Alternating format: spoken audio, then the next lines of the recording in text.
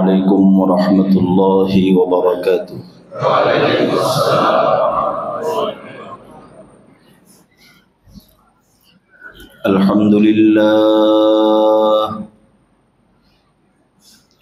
الحمد لله نحمده ونستعينه ونستغفره ونؤمن به ونتوكل عليه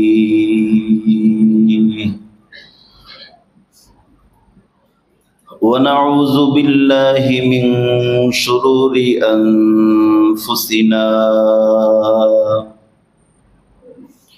ومن سيئات أعمالنا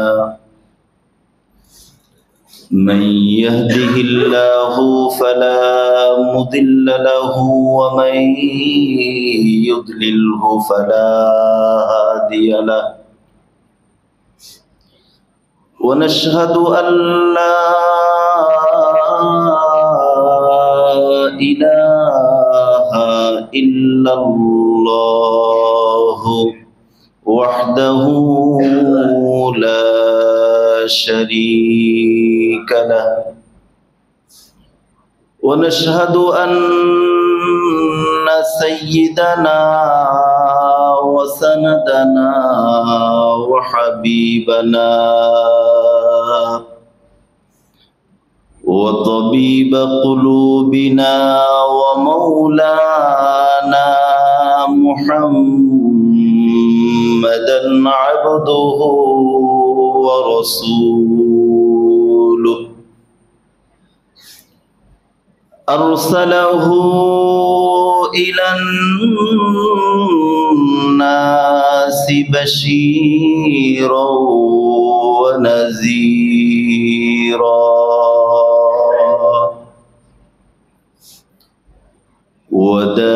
وداعيا إلى الله بإذنه وسراجا منيرا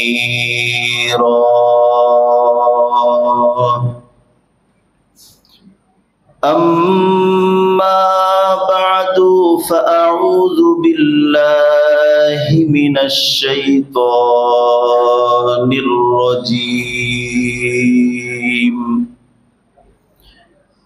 بسم الله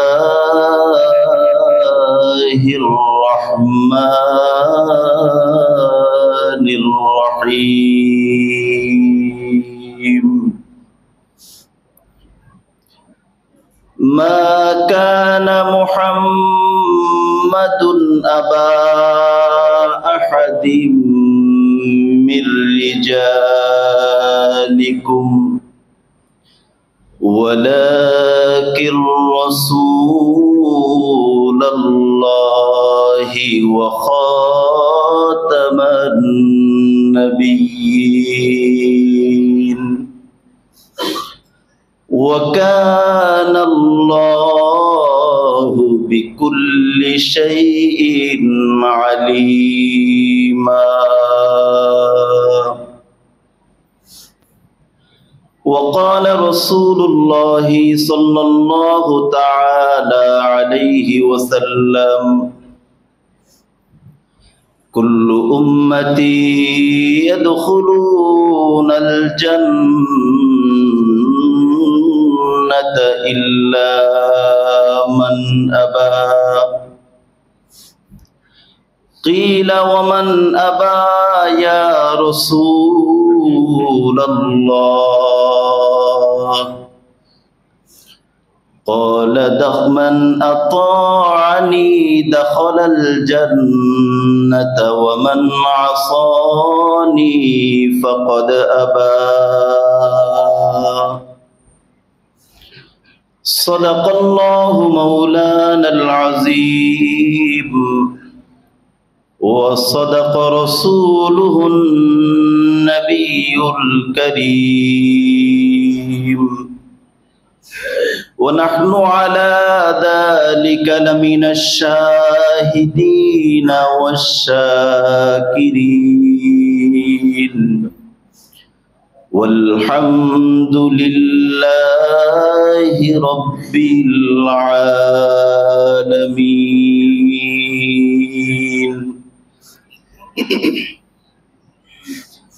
আমরা সকলে একবার মুহাব্বতের সাথে দুরূদ ইব্রাহিম পাঠ করি। আল্লাহুম্মা সাল্লি আলা মুহাম্মাদিন ওয়া আলা আলি মুহাম্মাদ কামা সাল্লাইতা আলা ইব্রাহিম ওয়া আলা আলি ইব্রাহিম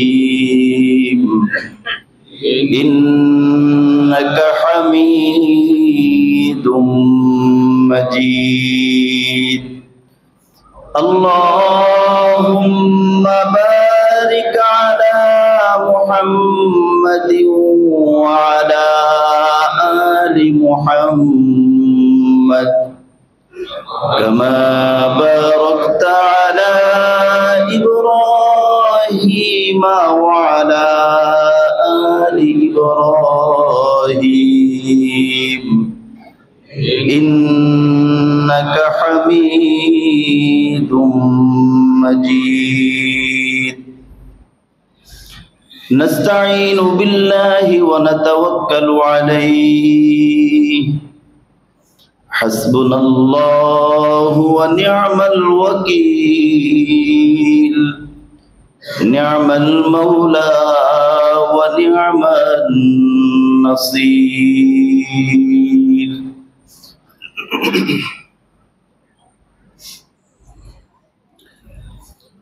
मुअज़्ज़ज़ व मुकर्रम काबिल एहतराम हज़रात मुसल्लियान किराम, মহান আল্লাহ রাব্বুল আলামিনের শাহী দরবারে লাখো কোটি শুকরিয়া আদায় করছি যে মহান আল্লাহ পাক আমাদেরকে একটি পবিত্র দিনে আল্লাহ রাব্বুল আলামিনের ঘর মসজিদে আসার জন্য সুযোগ করে দিয়েছেন। কত মানুষ হাসপাতালের বিছানায় কাতরাচ্ছে, কত মানুষ অসুস্থ হয়ে রোগাক্রান্ত হয়ে ঘরে বসে আছে, কত মানুষ বিপদে পড়ে আছে, মসজিদে আসতে পারছেন না, কত মানুষ কবরস্থানে শুয়ে আছে যাদের আমলের খাতা বন্ধ হয়ে গিয়েছে। আল্লাহ রাব্বুল আলামিন যে আমাদেরকে সুস্থ রেখে ঈমানের সাথে রেখে মসজিদে আসার তৌফিক দিয়েছেন, এজন্য আমরা সকলেই হৃদয়ের গভীর থেকে আল্লাহ রাব্বুল আলামিনের শাহী দরবারে শুকরিয়া আদায় করি, আলহামদুলিল্লাহ। আমরা বেশ কিছুদিন যাবৎ আলোচনা করছিলাম মানবতার মুক্তির দিশারি সর্বকালের সর্বশ্রেষ্ঠ মহামানব জনাবে মুহাম্মদুর রাসূলুল্লাহ সাল্লাল্লাহু আলাইহি ওয়াসাল্লামের সিরাতের এক একটা বিষয় নিয়ে এক একটা দিক নিয়ে আমরা আলোচনা করছিলাম। নবীজির সিরাত, নবীজির জীবন আদর্শ একটা সমুদ্র, যে যেই প্রান্ত থেকে চেষ্টা করবে সে তার জীবনের জন্য পাথেও খুঁজে পাবে। এই ধারাবাহিকতায় আজকেও আমরা নবীজির সিরাতের অন্যতম খুবই গুরুত্বপূর্ণ একটা অধ্যায় আজকে আমরা ইনশাআল্লাহ আলোচনার চেষ্টা করব এবং এই আলোচনার আলোকে আমরা একটা মেসেজও দেওয়ার চেষ্টা করব। আল্লাহ রাব্বুল আলামিন যেন আমাদের সকলকে পূর্ণ আলোচনা ভালোভাবে বুঝে গভীরভাবে অনুধাবন করে আল্লাহ পাক আমাদের জীবনকে নবীর সিরাত দ্বারা সাজানোর তৌফিক দান করেন। আজকের আলোচ্য বিষয় হচ্ছে অমুসলিমদের সাথে নবীজির আচরণ কেমন ছিল। আমরা অনেক সময় অমুসলিমদের সাথে নবীজির আচরণ, মুসলিমদের আচরণ, এগুলো তো আমরা জানি। নবীজি রহমতের নবী ছিলেন, দয়াল নবী ছিলেন, সবার সাথে ভালো ব্যবহার করতেন। এর অর্থ এটা না আবার নবীজি কখনো ছাড়ও দিয়েছেন ইসলামের স্বার্থে, দেশের স্বার্থে, এমনটাও না। এজন্য মূল সিরাতটা কি এটা আমাদের জানতে হবে। নবীজি অমুসলিমদের সাথে কেমন আচরণটা করেছেন আমি পূর্ণ বিষয়টা কোরআন এবং সুন্নাহর আলোকে একটু কিছুটা ব্যাখ্যা করে আমি বলার চেষ্টা করব। আল্লাহ রাব্বুল আলামিন আমাদের সকলকে নবীজির এই সিরাত, নবীজির এই আদর্শ আমাদের সকলের জীবনে ধারণ করার তৌফিক দান করেন। অমুসলিমদের সাথে নবীজির আচরণের ব্যাপারে আমরা একটি হাদিস পাই। অনেকগুলি হাদিস এসেছে, সহিহ বুখারীর হাদিস 6024 নম্বর হাদিস, আম্মাজান হযরত আয়েশা সিদ্দিকা রাদিয়াল্লাহু তাআলা আনহা থেকে বর্ণিত। তিনি বর্ণনা করেন, দাখালা রাহতুম মিনাল ইয়াহুদ আলা রাসূলিল্লাহি সাল্লাল্লাহু আলাইহি ওয়াসাল্লাম ফাকালা আসসালামু আলাইক। আয়েশা বলেন, একজন ইহুদি নবীজির কাছে আসছে, আসার পর নবীজিকে লক্ষ্য করে বলেছে আসসালামু আলাইক। আসসালাম, সালাম মানে হচ্ছে শান্তি, আসসালামু আলাইকুম এর অর্থ হচ্ছে তোমার উপর শান্তি বর্ষিত হোক। আর আসসাম মানে হলো মৃত্যু। আসসালামু আলাইক মানে হচ্ছে তোমার মৃত্যু হয়ে যাক, তুমি ধ্বংস হয়ে যাও। হযরত আয়েশা সিদ্দিকা রাদিয়াল্লাহু তাআলা আনহা তিনি এ কথার শোনার সাথে সাথেই তিনি বললেন, ওয়া আলাইকুমুস সালাম ওয়াল লানা, তোর মৃত্যু হোক এবং তোর উপর আল্লাহর গজব পড়ুক। এ কথা শোনার সাথে সাথে নবীজি বললেন, মাহলান ইয়া আয়েশা ইন্নাল্লাহা রাফিকুন ইউহিব্বুর রিফআ ফি কুল্লি আমরি। আয়েশা, একটু থামো, একটু থামো, তুমি একটু বেশি বলে ফেললে। আল্লাহ রাব্বুল আলামিন নিজে অত্যন্ত সহনশীল, তিনি সহনশীলতাকে পছন্দ করেন। হযরত আয়েশা বলেন, ইয়া রাসূলুল্লাহ আলা সামিআতা আমা সামিআতা মা ইয়াকুলুল ইয়াহুদ, ইহুদি কি বলেছে আপনি কি শুনেছেন? নবীজি বলছেন, আমি কি বলেছি সেটা কি তুমি শুনেছো?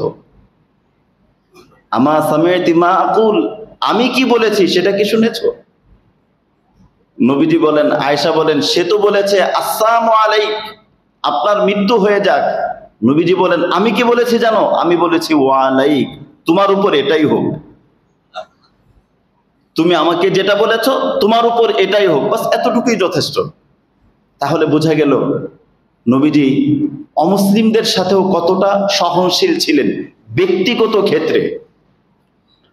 নবীজি কখনো কোনো অমুসলিমের সাথে ব্যক্তি সত্তা, ব্যক্তি কেন্দ্রিক নবীজি কখনো কারোর সাথে খারাপ ব্যবহার করেন না ব্যক্তিগত ক্ষেত্রে।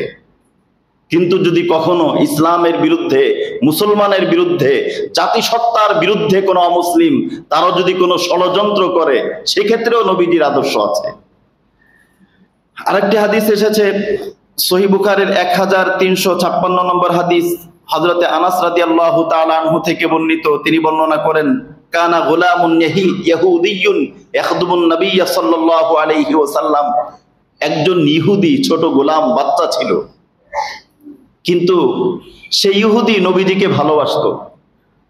বাবা মার চাপে, পারিবারিক চাপে হয়তো ধর্ম গ্রহণ করতে পারেনি, কিন্তু নবীজিকে তার অনেক ভালো লাগতো। এজন্য নবীজির কাছে আসা যাওয়া করত এবং নবীজির খেদমত করত। টুকিটাকি খেদমত, যেটা একটু পানি আগিয়ে দেওয়া, এরকম ছোটখাটো কিছু খেদমত করত। হঠাৎ একদিন নবীজি শুনতে পারলেন, ফামারিযা যালিকাল গুলাম, ওই শিশুটি অসুস্থ হয়ে পড়েছে। এটা শোনার সাথে সাথেই নবীজি তার কাছে গেলেন। যাওয়ার পর দেখে যে ছেলেটি অন্তিম সত্তায়, একদম মৃত্যুর মুমূর্ষু অবস্থায় শুয়ে আছে, অন্তিম শয্যায় শায়িত। তখন নবীজি চিন্তা করলেন, ছেলেটি আমার খেদমত করত, গোলাম, সে তো চলে যাচ্ছে। গোলাম মানে হচ্ছে বাচ্চা, সে তো চলে যাচ্ছে, আমি তার কাছে ইসলাম পেশ করি। সাহাবায়ে কেরামের ভিতরে সবসময় নবীজির এই আদর্শ ছিল, যে কোনো ভাবে হোক একজন মানুষকে ইসলামের পথে নিয়ে আসা। তখন নবীজি ওই বাচ্চাটিকে লক্ষ্য করে তার মাথার কাছে বসে বললেন, আসলিম, বাবু তুমি মুসলিম হয়ে যাও, আমি তোমাকে মুসলমান হওয়ার দাওয়াত দিচ্ছি। ছোট ছেলে নবীজির একথা শুনে সাথে সাথে তার বাবা মায়ের দিকে তাকিয়েছে, যে আব্বু আম্মু আবার কি বলে কিনা, আব্বু আম্মু নিষেধ করে কিনা। বাবা মায়ের দিকে তাকিয়েছে। তখন ফানাজারা ইলা আবিহি ওয়া হুয়া ইনদা ফাকালা লাহু আতি আবাল কাসিম। তার বাবা মা ওই সময় একটা ভালো আচরণ করেছে। ওই সময় তারা বলেছে যে আচ্ছা ঠিক আছে, মুহাম্মদ যেহেতু আসছে তোমার কাছে এসে বলছে, মুহাম্মাদের কথা মেনে নাও। তখন ওই ছেলেটা বলছে, আশহাদু আল্লা ইলাহা ইল্লাল্লাহ ওয়া আশহাদু আন্নাকা রাসূলুল্লাহ, এটা পাঠ করছে। তখন নবীজি অত্যন্ত খুশি হয়েছেন। নবীজি বলছেন, আলহামদুলিল্লাহিল্লাযী আনকাযাহু মিনান নার, আমি ওই আল্লাহর প্রশংসা করছি যেই আল্লাহ এই শিশুটিকে, এই বাচ্চাটিকে স্থায়ী আগুন, জাহান্নামের আগুন থেকে হেফাজত করলেন। আরেকটি হাদিস এসেছে সহিহ বুখারীর 2910 নম্বর হাদিস, হযরতে জাবের রাদিয়াল্লাহু তাআলা আনহু থেকে বর্ণিত। তিনি বর্ণনা করেন, গাযাওনা মা রাসূলিল্লাহি সাল্লাল্লাহু আলাইহি ওয়াসাল্লাম গাজওয়াতান নাহওয়া নাজদিন। আমরা একবার নবীজির সাথে একটা জিহাদের মধ্যে শরীক ছিলাম, যে জিহাদটা নাজদ এই অঞ্চলে, আরবের নিম্ন অঞ্চল, এই অঞ্চলের ভিতরে একটা জিহাদ হচ্ছিল। ওই জিহাদের ভিতরে আমরা নবীজির সাথে শরীক ছিলাম।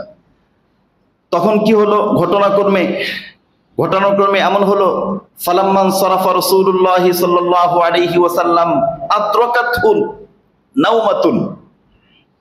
যুদ্ধ মোটামুটি শেষ পর্যায়ে, যুদ্ধ চলছে, নবীজির একটু ঘুম ঘুম আসছে। নবীজি সবার থেকে একটু দূরে সরে গিয়ে একটা গাছের নিচে শুয়ে পড়ছেন। মুসলিমদের সাথে যুদ্ধ চলমান, এই মুহূর্তে নবীজি একটু গাছের নিচে একটু শুয়ে পড়ছেন। নবীজির একটু ঘুম ঘুম আসছে, আর নবীজির ঘুম চলে আসছে। হঠাৎ করে নবীজি কি করলেন, ফাআল্লাকা সাইফাহু ওয়া তাফাল্লাকান নাস ফিশ শাজারি ইস্তাদিল্লুন বিশ-শাজার। গাছের ভিতরে তরবারিটা ঝুলিয়ে, নবীজির আত্মরক্ষার জন্য যে তরবারি ছিল, অস্ত্র, সেটা গাছের সাথে ঝুলিয়ে নবীজি শুয়ে পড়ছেন। হঠাৎ করে নবীজি পরবর্তীতে বর্ণনা করছেন যে আমি তো শুয়ে আছি, হঠাৎ করে দেখি ইদ রাজুলুন ক্বাদ আকবালা ইলাইহি ওয়া সাইফা রাসূলুল্লাহি সাল্লাল্লাহু আলাইহি ওয়াসাল্লাম মুআল্লাকুন ওয়া আখাযাহু। হঠাৎ এক ব্যক্তি আসছে, আসার পর নবীজির এই তরবারি নিয়েছে। নেওয়ার পরে সে নবীজিকে লক্ষ্য করে বলছে, মাইয়াম নাউকা মিন্নি, আজকে বলো আমার হাত থেকে তোমাকে কে রক্ষা করবে। নবীজির একটু ঘুম আসছে, হঠাৎ ঘুম থেকে উঠে দেখে এক দুধর্ষ সন্ত্রাসী দাঁড়ানো তরবারি নিয়ে। নবীজির ভিতরে ইমানি পাওয়ার, ইমানি শক্তি এতটা প্রবল ছিল, নবীজির সাথে সাথেই একদম সাহসের সাথে বুক টান করে উত্তর দিয়েছেন, আল্লাহু ইয়াহফাযুনি, আল্লাহ আমাকে হেফাজত করবেন। আল্লাহ শব্দ বলেছেন। নবীজির এই আল্লাহ শব্দের শক্তিতে কি পাওয়ার, কি প্রভাব, কি ক্ষমতা ছিল। এই আল্লাহ শব্দটা শোনার সাথে সাথেই তার হাত থেকে কাঁপতে কাঁপতে তরবারিটা পড়ে গিয়েছে। সাথে সাথেই নবীজি ওই তরবারিটা ধরলেন। ফাআখাযাহু রাসূলুল্লাহ সাল্লাল্লাহু আলাইহি ওয়াসাল্লাম ওয়া ক্বালা মান ইয়ামনাউকা মিন্নি। নবীজি তরবারিটা ধরলেন, ওর হাতে তো তরবারি নাই, এতক্ষণ তো মাস্তানি করছিল নবীজির তরবারি দিয়ে। এবার নবীজি তরবারিটা উঠায় বললেন, এবার তুমি বলো আমার হাত থেকে তোমাকে কে বাঁচাবে। ওই ব্যক্তি তখন ভয় পেয়ে গেল। ওই ব্যক্তি ভয় পেয়ে কি বলবে দিশা পাচ্ছে না। তখন নবীজি তাকে লক্ষ্য করে বলল যে, কুন খাইরিন আখিজ, শোনো, তুমি একটা উত্তম পন্থা অবলম্বন করো। তুমি বলো আশহাদু আল্লা ইলাহা ইল্লাল্লাহ ওয়া আশহাদু আন্নাকা রাসূলুল্লাহ, এটা বলো। তুমি শাস্তি থেকে নিরাপদ পাবে, চিরস্থায়ী জাহান্নামের আগুন থেকে মুক্তি পেয়ে যাবে, তুমি বলো। ওই লোক বলছে, না, আমি এটা বলবো না। তখন নবীজির আচরণটা কি ছিল, ইচ্ছা করলে নবীজি সাথে সাথে আঘাত করে শেষ করতে পারতেন, কিন্তু ওই লোক সাথে সাথে কি বলল, ওয়ালাকিন্নী উওয়াহিদুকা আন লা উকাতিলাকা ওয়ালা আকুন মা কওমিন ইউকাতিলুন। তবে আমি এই কথা সাক্ষ্য দিচ্ছি, আমি এই কথা বলছি যে আজকের পর থেকে আমি আর কখনো তোমার সাথে যুদ্ধ করব না, এবং যারা তোমার বিরুদ্ধে যুদ্ধ করব না, এবং যারা তোমার বিরুদ্ধে যুদ্ধ করে তাদের সাথেও আমি যুদ্ধ করব না, এতটুকু বলছি। হয়তো মুসলিম হব না, কিন্তু তোমার সাথে আমার যে শত্রুতামি ছিল, যুদ্ধ ছিল তোমার বিরুদ্ধে, এটা আর আমি কখনো করব না। নবীজি চিন্তা করলেন তাকে ছেড়ে দেই। এখন হয়তো সে বুঝতেছে না, পরে হয়তো বুঝে মুসলিম হবে, কারণ মাকসাদ তো যুদ্ধ না, মাকসাদ তো ঈমান। মুসলিম হয়ে যাক, ইসলামের আনুগত্য। তখন নবীজি তাকে ছেড়ে দিলেন। সে যখন চলে গেল, যাওয়ার পরে সে তার সঙ্গীদের মধ্যে গেল, পূর্ণ ঘটনা বর্ণনা করলো। ঘটনা বর্ণনা করার পর সে বলল, জিতুকুম মিন খাইরিন নাস, আমি আজকে আমার ধারণা মতে এই পৃথিবীর মধ্যে সর্বশ্রেষ্ঠ ব্যক্তির কাছ থেকে আমি এসেছি। আমি এত উন্নত চরিত্র, এত উন্নত উত্তম ব্যক্তি আমি আমার জীবনে দেখি নাই। আমি উত্তম ব্যক্তির কাছ থেকে আমি এখানে এসেছি। কত বড় সার্টিফিকেট সে দিচ্ছে। আরেকটা বর্ণনা এসেছে হাদিসের ভিতরে, মুসনাদে আহমদের 19,381 নম্বর হাদিস, সুনান তিরমিজির 2,953 নম্বর হাদিস। আদি ইবনে হাতেম তাই, আমরা নাম শুনেছি হাতেম তাই। হাতেম তাই একজন বিখ্যাত দানবীর ছিল। এই হাতেম তাইয়ের ছেলে, তার নাম হলো আদি। সে অমুসলিম ছিল এবং অমুসলিমদের সাথে যুদ্ধ করত। লম্বা একটা ঘটনা। একবার ওই হাতিম তাইয়ের বোন মুসলমানদের বিরুদ্ধে যুদ্ধ করতে গিয়ে ধরা পড়েছে। তখন নবীজি বলছেন যে তুমি যেহেতু হাতেম তাইয়ের মেয়ে, তোমার বাবা অনেক বড় দানবীর ছিলেন, তোমার বাবার খাতিরে আমি তোমাকে ছেড়ে দিলাম। ছেড়ে দিয়েছে, নবীজি তাকে ছেড়ে দিয়েছেন। সে নবীজির ভক্ত হয়ে গিয়েছে। সে এখন তার ভাইকে বলছে যে আদি, আমি শুধু তোমাকে একটা কথা বলি, তুমি শুধু নবীর কাছে যাও, এতটুকু করো, বাকিটা দেখবো। তুমি শুধু ওনার কাছে যাও। দূর থেকে থাকলে আমার কাছে এরকম মনে হতো, কিন্তু তুমি কাছে যাও, এরপরে দেখবে উনি কেমন মানুষ। আদি বলছে না, আমি মারা যাব, যুদ্ধ করতে করতে মারা যাব, তারপরও তার কাছে যাব না। তখন তার বোন বলছে যে আমি অনুরোধ করে বলছি, একটু যাও তার কাছে। ওই আদি ইবনে হাতেম তাই তিনি বর্ণনা করেন যে আমার ভিতরে একটা ক্রোধ ছিল, ক্ষোভ ছিল নবীর বিরুদ্ধে, ইসলামের বিরুদ্ধে। পরবর্তীতে আমার বোন যখন আমাকে বলছে, তখন চিন্তা করলাম গিয়ে দেখি কেমন মানুষ, যদি ভালো হয় আগে দেখি, কাছে গিয়ে দেখি। তখন আদি ইবনে হাতেম কাছে গিয়েছে। নবীজির কাছে যখন গিয়েছে, নবীজি আদিকে লক্ষ্য করে বললেন, আদি, এভাবে আর কতদিন যুদ্ধ করে জীবনের মূল্যবান সময়গুলো নষ্ট করবে? আদি, একবার এই এলাকায়, একবার এই এলাকায়, তুমি একটু বুঝো, চিন্তা ভাবনা করো। তোমার ব্রেনের মধ্যে আল্লাহ বুদ্ধি দিয়েছেন। তুমি মাটির তৈরি এই মূর্তির জন্য, এই দেব দেবতার জন্য কতদিন যুদ্ধ করবে? তুমি আল্লাহকে চিনবে না? কথাগুলো আদির একদম হৃদয়ের মধ্যে লাগছিল। তখন নবীজি বলছেন, আদি শোনো, আসলিম তাসলাম, আদি মুসলিম হয়ে যাও, নিরাপদে থাকবে, দুনিয়াতেও নিরাপদে থাকবে, মৃত্যুর পরেও নিরাপদে থাকবে।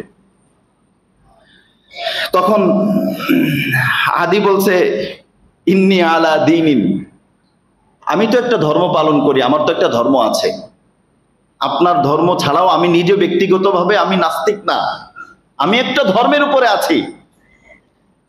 তখন নবীজি তাকে লক্ষ্য করে বলছেন, আনা আলামু বিদীনিকা মিন, তুমি কোন ধর্মে আছো সেটা আমি তোমার থেকে ভালো জানি। তখন আদি বলছে, কি বলেন, আমার ধর্মের ব্যাপারে আপনি ভালো জানেন? বলেন তো আমি কোন ধর্মে আছি? তখন নবীজি তাকে লক্ষ্য করে বলল যে আলাইসাত রুকুসিয়ান তাকুলুল মিরবা, তুমি রুকুসি, একটা ওদের একটা সম্প্রদায় ছিল রুকুসি, ওদের ধর্মীয় একটা গোত্র রুকুসি। নবীজি বলছেন, তুমি তো রুকুসি। আরো বলবো, তুমি গোত্রের পক্ষ হয়ে যুদ্ধ করো, যুদ্ধ করার পর ওর মধ্যে 4 ভাগের 1 ভাগ গোপন করে রেখে দাও, এটা কেউ জানে না, আল্লাহ জানে। আমি তোমাকে বলছি তুমি রাখো না, এমন কাজ করো না।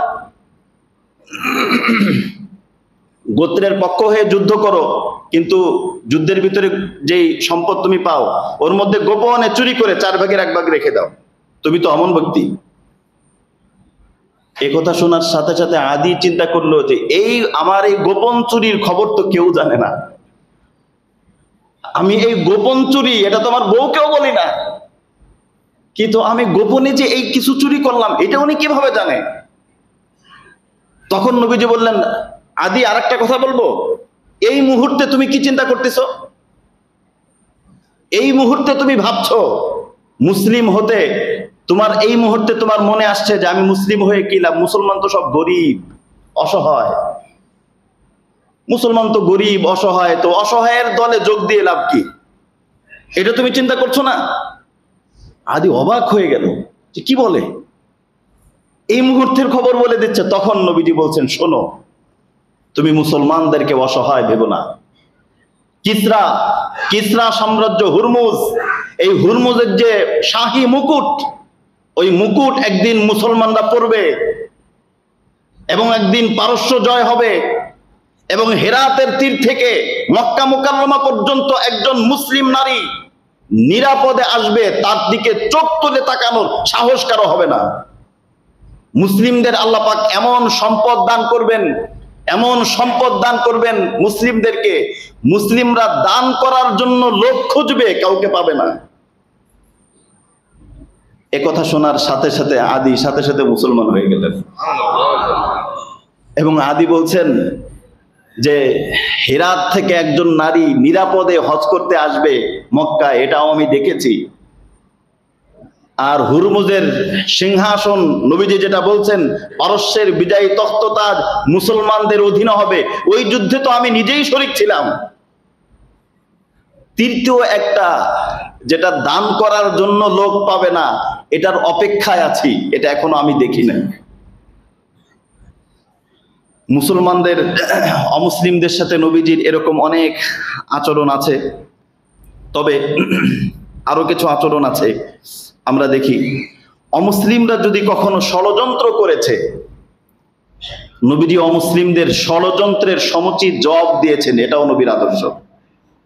সিরাত ইবনে হিশামের মধ্যে এসেছে, ইবনে ইসহাকের বরাত দিয়ে, একজন মহিলা, জাত ইমরাতুম মিনাল মুসলিমিনা জাআত সাওকা বানি কাইনুকা, একজন মুসলিম মহিলা বনু কাইনুকা, এই ইহুদি যে অঞ্চল, এই অঞ্চলের ভিতরে একটা স্বর্ণকারের দোকানে গিয়েছে মুসলিম নারী। তখন দোকানদার হলো ইহুদি, আশপাশে কিছু বখাটে ইহুদি তো বখাটেই, এই ইহুদি বসা। ওই মহিলাকে বলছে মুসলিম নারীকে যে তুমি তোমার চেহারা থেকে কাপড় উঠাও। মুসলিম নারী বলছে না, আমি চেহারা থেকে কাপড় উঠাবো না, আমি হিজাব খুলবো না। তখন ইহুদি দোকানদার সে করছে কি, ওই মহিলা যেই কাঠের উপরে বসছে, যে চেয়ারের উপর বসছে, বসার যে আসন ছিল, এই আসনের সাথে তার শরীরের কাপড়টাকে গিট্টু দিয়ে দিছে ওর অজান্তেই। আমার শরীরের কাপড়ের সাথে যদি গিরা লাগানো থাকে, তাহলে আমি উঠতে গেলে কাপড়টা টান খাবে। আর ওই সময় তো জামা ছিল না, একটা কাপড় পরতো গায়ে দিত, এরকম ছিল। তো তার শরীরের উপরের যে কাপড়টা ছিল, ওই কাপড়ের সাথে এই চেয়ারের বা আসনের গিট্টু দেওয়া। ওই মহিলা যখন উঠতে গেছে, সাথে সাথে তার কাপড়টা পড়ে গিয়েছে। এই দৃশ্য দেখে আশপাশের যে ইহুদিরা ছিল, ইহুদিরা খিলখিল করে হেসে দিয়েছে। একজন মুসলমান সে অপমানিত হয়েছে, এটা দেখে পাশে আরেকজন মুসলিম ছিল, তার সহ্য হয়নি। সাথে সাথে এসে ওই ব্যক্তি যে নাকি এই কাজ করছে, সাথে সাথে তার মাথা আলাদা করে দিয়েছে, হত্যা করে দিয়েছে। আমাদের ইমানের তো পাওয়ার নাই। আমাদের মুসলমানদেরকে মারলেও আমরা তাকায় তাকায় দেখি। এই দৃশ্য দেখে একজন মুসলমান, সে একজন, আর আশপাশে ইহুদি অনেক, ওই যারা ইহুদি ছিল, ওই ইহুদিরা মুসলমানকে হত্যা করে দিয়েছে। আমরা এই পর্যন্ত দেখেছি যত জায়গায় সব সমস্যা এবং নষ্টামির মূলে থাকে বেধর্মী। রাসূল সাল্লাল্লাহু আলাইহি ওয়াসাল্লামের কাছে যখন এই খবর পৌঁছলো, দয়াল নবী, রহমতের নবী, গোটা জগতের জন্য রহমত স্বরূপ, তিনি তখন কি আচরণ করেছেন? তিনি বলছেন, একজন মুসলিম নারীর সাথে যেহেতু এরকম অশ্লীল আচরণ করা হয়েছে, এর শাস্তি হিসেবে গোটা এলাকার মানুষকে বললেন, বনু কাইনুকা সবাইকে প্রথমে যুদ্ধের জন্য অবরোধ করলেন। নবীজি বাহিনী নিয়ে তাদের বিরুদ্ধে যুদ্ধের জন্য নেমে পড়লেন। রহমতের নবী, দয়াল নবী, যখন প্রায় 14 দিন পর্যন্ত তাদেরকে অবরোধ করা হলো, শেষ পর্যন্ত তারা যখন আত্মসমর্পণ করলো, নবীজি বলছেন, ঠিক আছে, আত্মসমর্পণ করেছো, ক্ষমা করা হবে, কিন্তু মদিনায় থাকা যাবে না। তাদেরকে মদিনার থেকে উৎখাত করে দিলেন। আরেকটা বর্ণনা এসেছে সহিহ বুখারীর 6863 নম্বর হাদিস, হযরত আনাস রাদিয়াল্লাহু তাআলা আনহু থেকে বর্ণিত, জাআত জারিয়াতুন লিআহলিহা বিল মাদিনা, একটা মুসলিম মেয়ে একবার বাইরে গিয়েছে। দুইজন ইহুদি ওই মুসলিম মেয়েটার মাথার উপরে দুই দিক দিয়ে পাথর চাপা দিয়ে একদম থেতলে দিয়েছে। তখন এই মেয়েটা আসছে, নবীজির কাছে আনা হলো।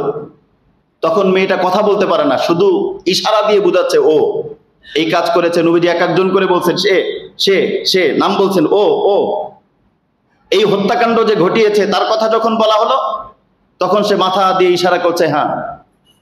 নবীজি সাথে সাথে বললেন, এই ওই ইহুদিকে ডাকো, আমার মুসলিম নারীকে যে ইহুদি হত্যা করেছে ডাকো।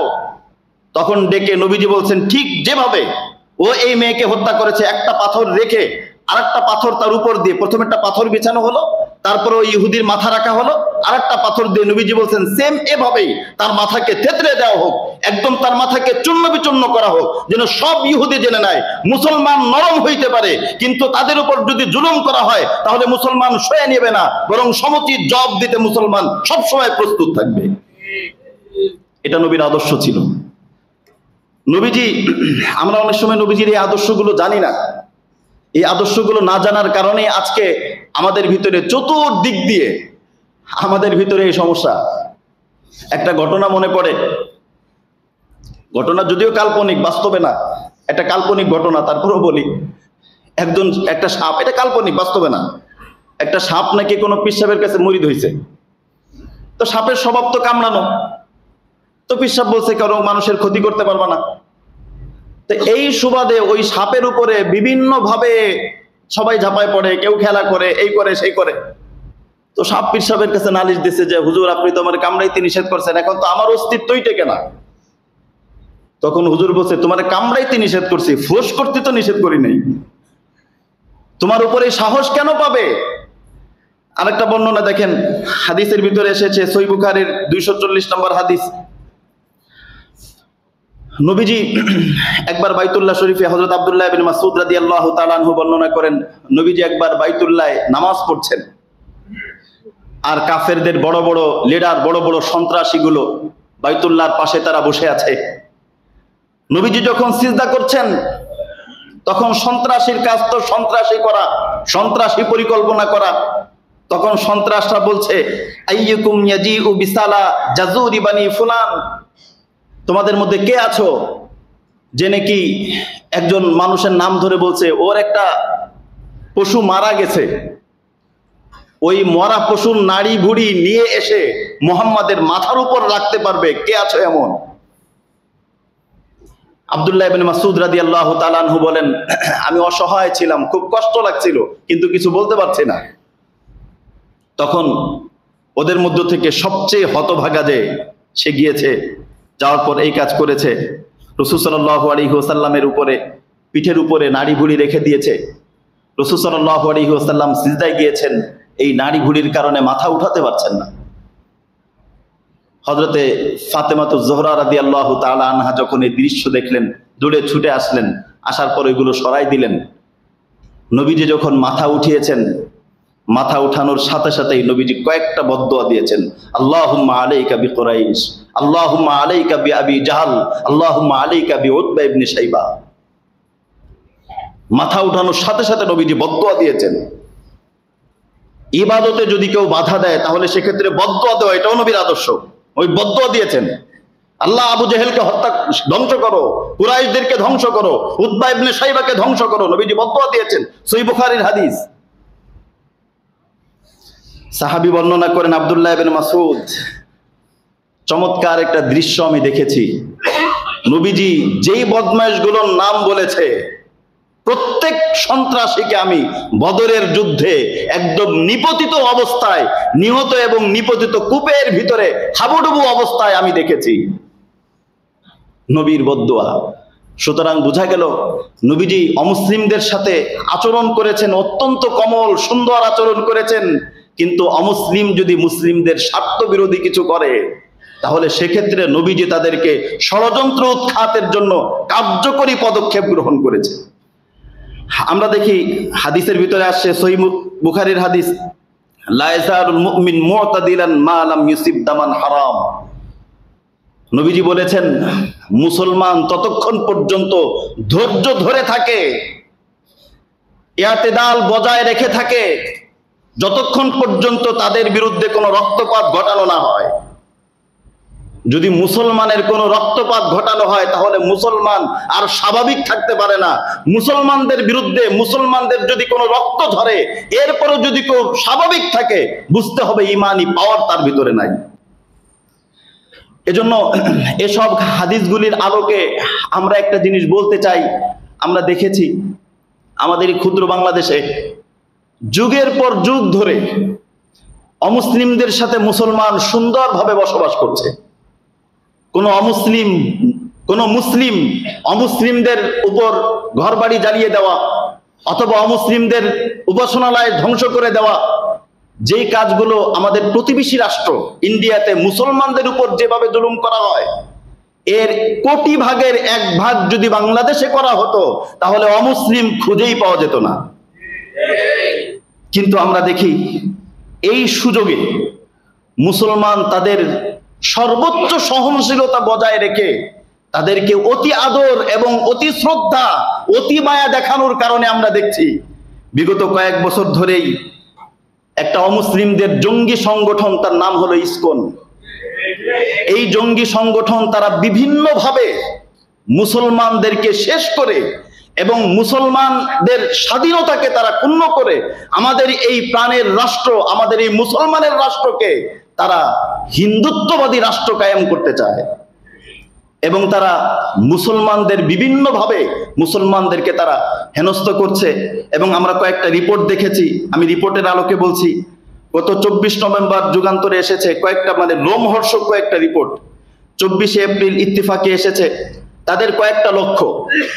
তাদের প্রথম লক্ষ্য হচ্ছে বাংলাদেশের সীমান্ত এবং পাহাড়ি এলাকায় আর্থিক সহযোগিতা দিয়ে তারা মুসলমানদের ঈমান কেড়ে নিয়ে তাদেরকে হিন্দুত্ববাদী ইসকনের সদস্য বানাবে। এবং তাদের আরেকটা টার্গেট হচ্ছে মুসলিম নারীদেরকে প্রেমের ফাঁদে আবদ্ধ করে তাদেরকে ধর্ষণ করা এবং তাদেরকে বিভিন্নভাবে প্রেমের ফাঁদে আবদ্ধ করে ওই ভিডিও ধারণ করা এবং পরবর্তীতে ওই ভিডিও প্রকাশ করার জের ধরে তাদের থেকে টাকা আত্মসাৎ করা অথবা এরকম ধর্ষণ করা, প্রয়োজনে তাদেরকে হত্যা করা এবং তাদেরকে বিদেশে পাচার করে দেওয়া, এটা তাদের উদ্দেশ্য। আমরা দেখেছি গত 2রা মার্চ ভুয়া বিসিএস ক্যাডার সেজে এই হিন্দুত্ববাদী সংগঠনের ক্যাডাররা বিভিন্ন জায়গায় অর্থ আত্মসাৎ করেছে এবং কৃত্রিমভাবে তারা মন্দিরের মধ্যে নিজেরাই আগুন ধরিয়ে মুসলমানদের উপর দায় দিয়ে এদেশের ভিতরে তারা দাঙ্গা লাগানোর চেষ্টা করছে। আমরা দেখি বেশ কিছুদিন ধরে তাদের কার্যক্রম, বেশ কিছুদিন ধরে আমরা খেয়াল করেছি বেশ কয়েক বছর আগে আমাদের জাতীয় পতাকার উপরে তাদের গেরুয়া পতাকা উঁচু করে তারা আমাদের দেশের স্বাধীনতাকে তারা বৃদ্ধাঙ্গুলি দেখিয়েছে। এমনকি আমরা দেখেছি 2019 সালের 11ই জুলাই 30টি মুসলিম স্কুলে তারা তাদের ধর্মীয় খাবার প্রসাদ বিতরণ করে, প্রসাদ বিলিয়ে দিয়ে এবং আমার মুসলিম বাচ্চাদেরকে জোর করে তাদের হিন্দু স্লোগান, হিন্দুত্ববাদী স্লোগান তারা জোর করে মুসলমানদের ওই স্লোগান দিতে বাধ্য করেছে।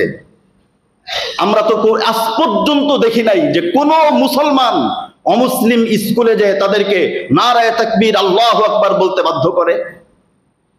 কিন্তু আজকে আমার কোমল শিশুদের হৃদয়ের ভিতরে জোর করে তাদের হিন্দুত্ববাদী স্লোগান, আমি নাম বলতে আমার ঘৃণা লাগে, হিন্দুত্ববাদী স্লোগানের জন্য নাম বলছি না, এই স্লোগান নিতে তারা বাধ্য করার এই দুঃসাহস তারা কোথায় পেল? এবং আমরা আরো দেখেছি 2024 সালের 26শে নভেম্বর চট্টগ্রামের আদালতে আইনজীবী সাইফুল ইসলাম আলিফ, একজন মুসলিম আইনজীবী, তাকে এই হিন্দুত্ববাদী সংগঠনের সন্ত্রাসীরা প্রকাশ্যে তারা হত্যা করেছে।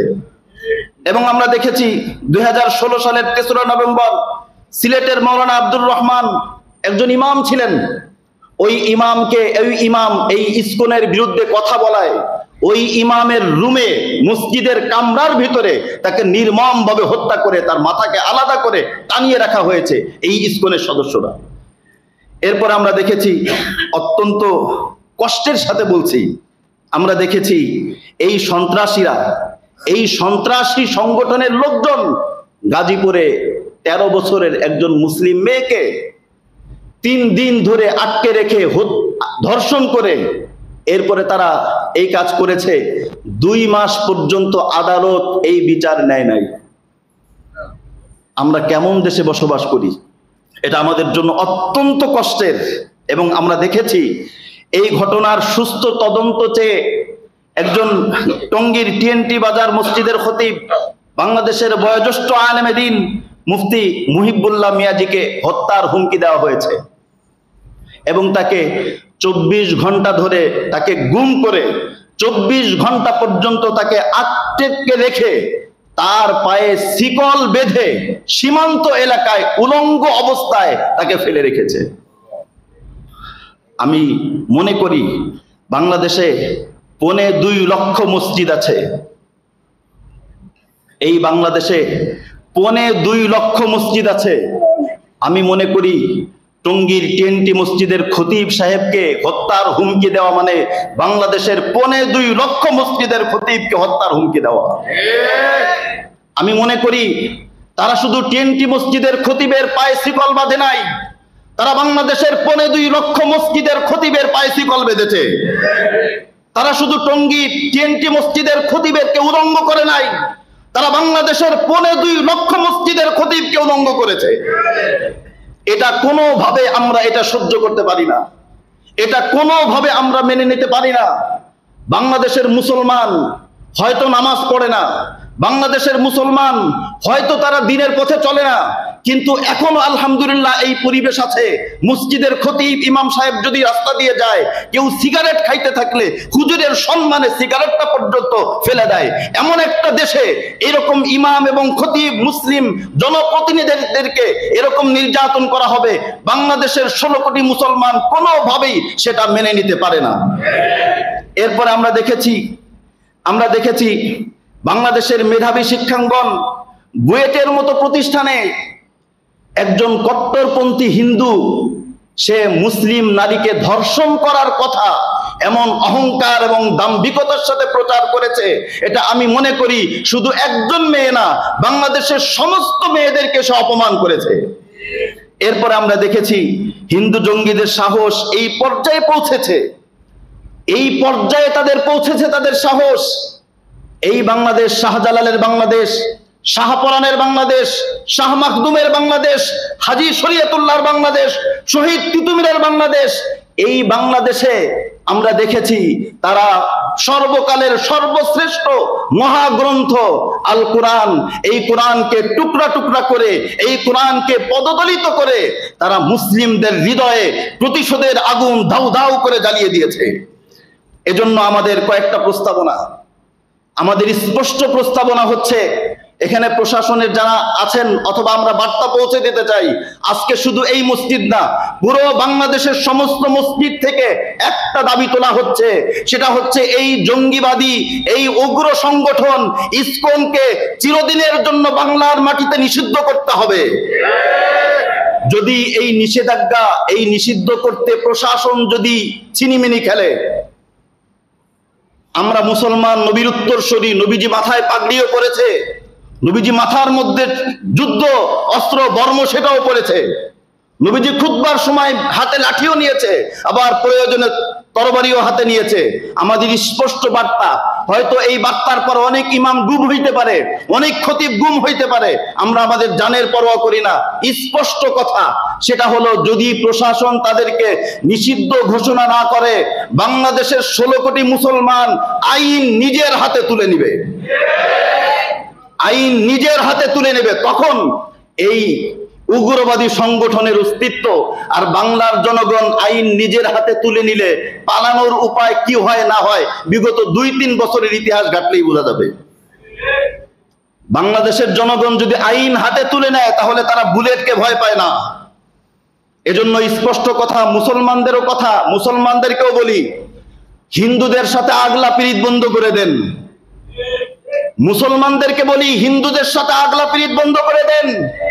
হিন্দু যেরকম মসজিদে আসে না, হিন্দু যেরকম ঈদগাহে আসে না, হিন্দু যেরকম গরুর গোশত খায় না, কোন মুসলমান, ও যদি আসলে মুসলমান হয়, মুসলমান কোনদিন হিন্দুদের ধর্মীয় উৎসবে অংশগ্রহণ করতে পারে না। কোনো দিন পারে না। এজন্য আমি মুসলিম মা বোনদেরকে বলি, খবরদার খবরদার, অমুসলিম কারো সাথে সম্পর্ক জড়াতে যাবেন না। অমুসলিম, আল্লাহ পাক বলেছেন ওয়ালান তারদু আনকাল ইয়াহুদ ওয়ালান নাসারা, অমুসলিম মুখে যাই বলুক, রব বলেছেন অমুসলিম কোনোদিন মুসলমানের জন্য কোনোদিন বন্ধু হইতে পারে না। এজন্য আমরা অমুসলিমদের সাথে মেলামেশা, অমুসলিমদের সাথে মাখামাখি এটা বাদ দিব এবং প্রশাসনের কাছে স্পষ্ট দাবি জানাবো, নবীর সুন্নাহ, নবীজি যেরকম ইহুদির মাথাকে আলাদা করেছে, আমরা স্পষ্ট দেখতে চাই। খতিবকে উলঙ্গ করার স্পর্ধা তারা দেখিয়েছে, আমরা প্রকাশ্যে তাদের ফাঁসিতে ঝুলতে দেখতে চাই। যদি তাদের ফাঁসিতে ঝুলানো না হয়, তাহলে মসজিদের সামনে জনগণ আদালত কায়েম করে তাদের শাস্তি প্রয়োগ করবে ইনশাআল্লাহ। আমরা স্পষ্ট বার্তা দিতে চাই এবং দেখতে চাই। এক্ষেত্রে আমরা জানি আরেকটা কথা বলি, অনেক প্রশাসনের লোকজন আছেন, তারা আশপাশের অনেককে ভয় পান, আশপাশ প্রতিবেশী রাষ্ট্রের অনেককে ভয় পেয়ে চিন্তা করে আমি এটা বললে অমকে নারাজ হবে, এটা বললে অমকে নারাজ হবে।